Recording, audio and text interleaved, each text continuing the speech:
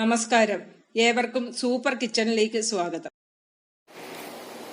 നമുക്കിന്ന് സൂപ്പർ കിച്ചണിൽ കുറച്ച് വെട്ടുമുട്ടായി ഉണ്ടാക്കാം. ഓണമൊക്കെ ആയില്ലേ, പിള്ളേർക്ക് കഴിക്കാൻ എന്തെങ്കിലുമൊക്കെ ഉണ്ടാക്കണ്ടേ. അപ്പം നമുക്കിന്ന് കുറച്ച് വെട്ടുമുട്ടായി ശരിയാക്കാം. അതിനുവേണ്ടി ഞാൻ ഒരു 1/2 കിലോ മൈദാ മാവ് എടുത്ത് വെച്ചിട്ടുണ്ട്. കുറച്ച് മാവ് ഇത് പരത്താനായിട്ട് മാറ്റി വെച്ചിട്ടുണ്ട്. ഇത് കറക്റ്റ് 1/2 കിലോ തന്നെ മാവ് വെട്ടുമുട്ടായി ഉണ്ടാക്കാൻ എടുത്ത് വെച്ചിട്ടുണ്ട്. 1/2 കിലോ മാവിന് 1/4 കിലോ പഞ്ചസാര വേണം മാവ് കാച്ചി ഒഴിക്കാൻ. അത് ഞാൻ എടുത്ത് വെച്ചിട്ടുണ്ട്. അപ്പൊ നമുക്ക് ശരിയാക്കാൻ തുടങ്ങാം. 1/4 ടേബിൾ സ്പൂൺ ഉപ്പ് ചേർക്കാം.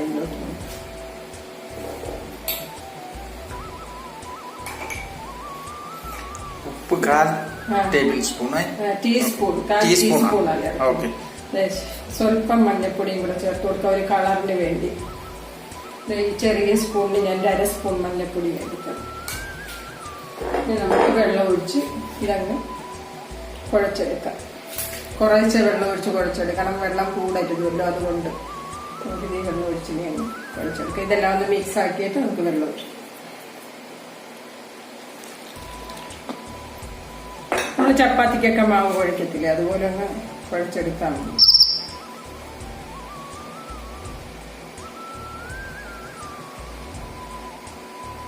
സിമ്പിളായിട്ട് നമുക്കിത് ശരിയാക്കി എടുക്കാം.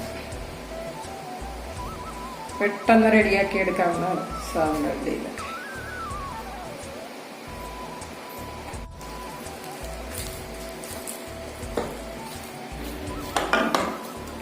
മാവ് നമ്മൾ കുഴച്ചിട്ടുണ്ട്. ഇച്ചിരി നന്നായിട്ട് കുഴച്ചെടുക്കണം. ഇതിലിട്ടിട്ട് നമുക്ക് കുറച്ച് നന്നായിട്ടങ്ങ് കുഴയ്ക്കാം. ഇത് നമ്മൾ മാവ് നന്നായിട്ട് കുഴച്ചെടുത്തിട്ടുണ്ട്. നമുക്കിത് വെച്ചൊന്ന് അടച്ചു വെക്കാം. ഇനി പാൻ വെച്ച് നമുക്ക് ഓയിൽ ചൂടാക്കാൻ വെക്കാം.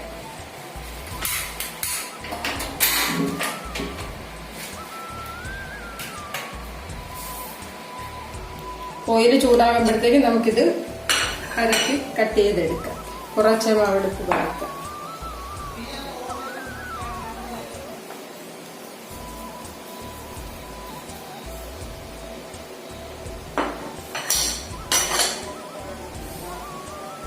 നല്ല നൈസായിട്ട് പരത്തിയെടുക്കണം. ഇത്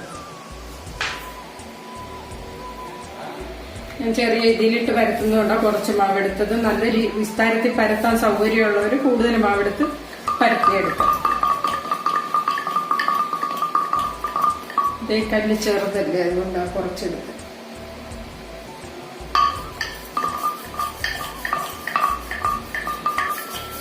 ഇങ്ങനെ പരത്തുന്നതിന്റെ ഇടയ്ക്ക് ഇതെടുത്ത് ഈ മാവിൽ ഇങ്ങനെ ഒന്ന് 2 വശവും ഇങ്ങനെ ഒന്ന് മുക്കിയെടുക്കണം.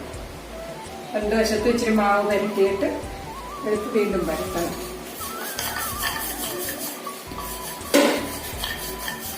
നമുക്കൊരു സ്വല്പം പൊടി ഇതിന്റെ പുറത്ത് വെതറി നമുക്ക് പരത്താം. അല്ലെന്നൊരു ഇത് ഒട്ടിപ്പിടിക്കും.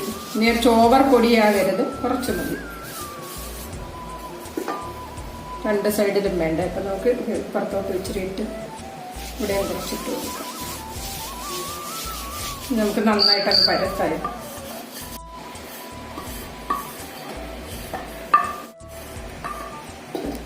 നൈസായിട്ട് നമ്മളിത് പരത്തിയെടുത്തിട്ടുണ്ട്. നല്ല നൈസായിട്ട് എടുക്കണം. കണ്ടോ, ഇതുപോലെ നൈസായിട്ട് പരത്തിയെടുത്തിട്ട് നമുക്കിത് കട്ട് ചെയ്യാം. പിച്ചാത്തി കട്ട് ചെയ്താലും മതി. ഞാൻ ഈ കട്ടർ വെച്ച് ചെയ്യും. ഇത് ചരിച്ചിങ്ങനെ നമുക്ക് കട്ട് ചെയ്തെടുക്കാം. സൈഡിൽ ഇങ്ങനെ ചരിച്ചാൽ എടുക്കണം.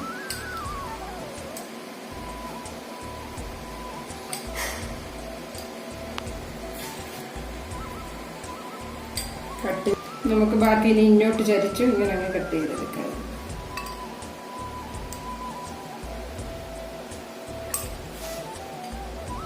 പിച്ചാത്തി വെച്ച് കട്ട് ചെയ്താലും മതി.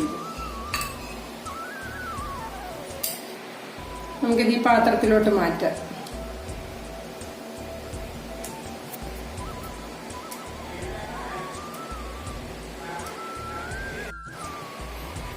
നമ്മുടെ ഓയില് ചൂടായിട്ടുണ്ട്. നമുക്കിതിനെ ഓയിലിലോട്ട് ഇട്ട് കൊടുക്കാം.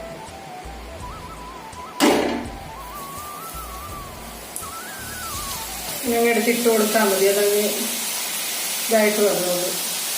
ഓയിൽ വീണ് കഴിയുമ്പോഴത്തേക്ക് ഇത് കറക്റ്റായി.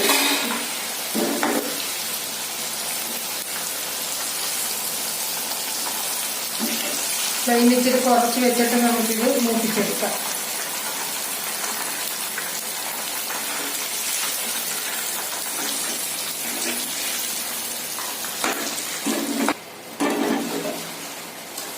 പിന്നെ ചെറുതായിട്ടൊന്ന് ഇളക്കി കൊടുത്ത് മൂപ്പിച്ചെടുക്കണം. അല്ലെങ്കിൽ ഒരു വശം മൂത്ത് പോകും, ബാക്കി മൂപ്പില്ല. അതുകൊണ്ട് ഇങ്ങനെ ഒന്ന് ഇളക്കി കൊടുക്കും.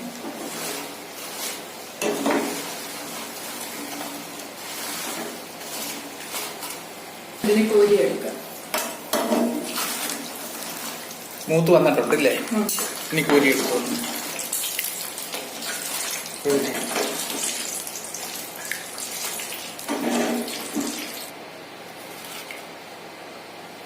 നമ്മളിത് കോരിയെടുത്തിട്ടുണ്ട്. നമുക്കിനി ഇത് മാറ്റിയിട്ട് അടുത്ത ട്രിപ്പിടാം. ഇതിനകത്ത് ഇട്ട് കൊടുക്കാം.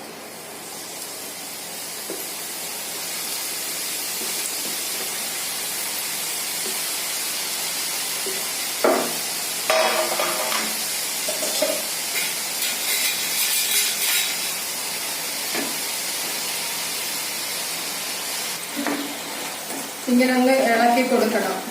പൊടിയാത്ത വിധത്തിൽ ചെറുതായിട്ട് ഇളക്കി കൊടുക്കണം. അതൊന്നൊരു ഒരു വശം മൂക്കും ഒരു വശം മൂക്കത്തില്ല. അങ്ങനെ ഇളക്കിയതുകൊണ്ട് മൂക്കത്തുണ്ട്. നമുക്ക് ഇത് കോരിയെടുക്കാം.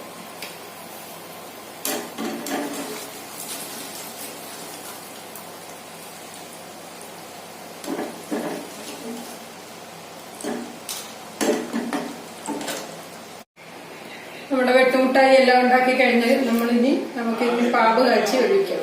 എല്ലാം ശരിയായി കിട്ടി.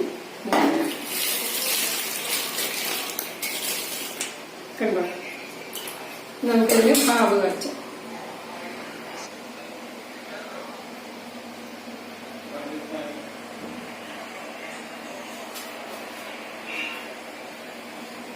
പാവ് കാച്ചാനായിട്ട് പഞ്ചസാര ഇട്ടിട്ടുണ്ട്. സ്വല്പം വെള്ളവും കൂടി ഇതിലോട്ട് ഒഴിച്ചു കൊടുക്കാം. ഒരു 3 ടേബിൾ സ്പൂണോളം വെള്ളം ഒഴിച്ചാൽ മതി. ഒരുപാട് വെള്ളം ഒഴിച്ചാൽ പിന്നെ അത്രയും പാവായി വരാൻ താമസിക്കും. കുറച്ച് വെള്ളം ഒഴിച്ചപ്പോൾ അത് പാവായി കിട്ടിയിരുന്നു. ഇവിടെ പാവായിട്ടുണ്ടെന്ന് തോന്നുന്നു. നോക്കട്ടെ, ഒരു നൂൽപ്പരുവായി കിട്ടും.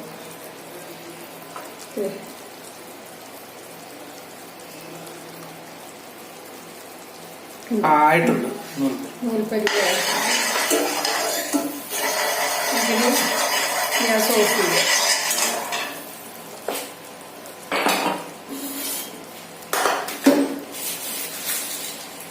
ഇതിലേക്ക് നിരത്തിയിട്ട് കൊടുത്തിട്ട് നമുക്ക്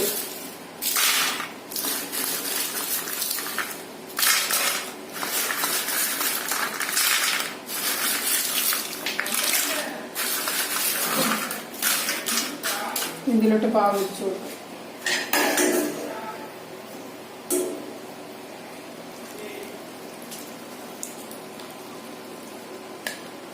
ഈ കോരിക്കകത്തോട്ട് ഒഴിച്ചു കഴിഞ്ഞാൽ കുറച്ചായിട്ട് എല്ലായിടും കിട്ടും. അതുകൊണ്ടാണ് ഇങ്ങനെ ഞാൻ കോരിയൊക്കെ ഒഴിച്ച് ഇങ്ങനെ വെക്കുന്നത്.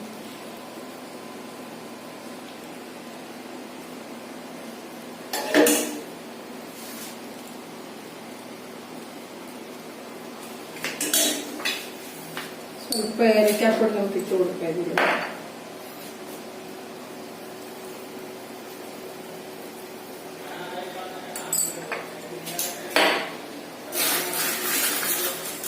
അടുത്തേക്ക്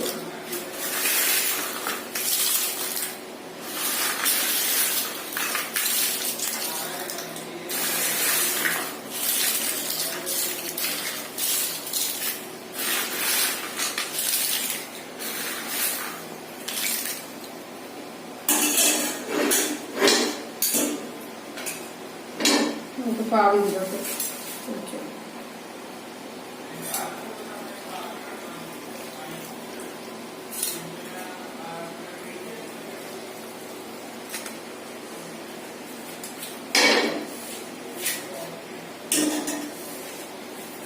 ഏലക്കാപ്പൊടി ശകലം എന്നിട്ട് നന്നായിട്ട് തന്നെ മിക്സ് ചെയ്തെടുത്താൽ മതി.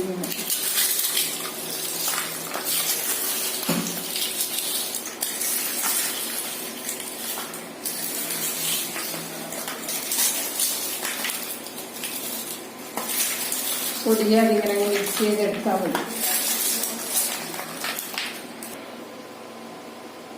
നമ്മുടെ വെട്ടുമുട്ടായി എല്ലാം തയ്യാറായിട്ടുണ്ട്. പാവ് കാച്ചിയെല്ലാം ഒഴിച്ചിട്ടുണ്ട്.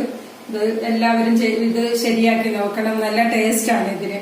അതുപോലെ തന്നെ ഞാൻ ഇനി അടുത്തതായിട്ട് മധുരസേവയും പക്കാവടയും ഇടുന്നതായിരിക്കും. അപ്പം എല്ലാവരും ഒന്ന് സബ്സ്ക്രൈബ് ചെയ്ത് കഴിഞ്ഞാൽ ഞാൻ ഇടുന്നതിന്റെ നോട്ടിഫിക്കേഷൻ നിങ്ങൾക്ക് പെട്ടെന്ന് കിട്ടുന്നതായിരിക്കും. ആ ബെൽ ബട്ടണും കൂടെ ഒന്ന് ക്ലിക്ക് ചെയ്ത് കഴിഞ്ഞാൽ ഞാൻ ഇട്ടാലുടൻ തന്നെ നിങ്ങൾക്ക് അതിന്റെ നോട്ടിഫിക്കേഷൻ കിട്ടുന്നതായിരിക്കും.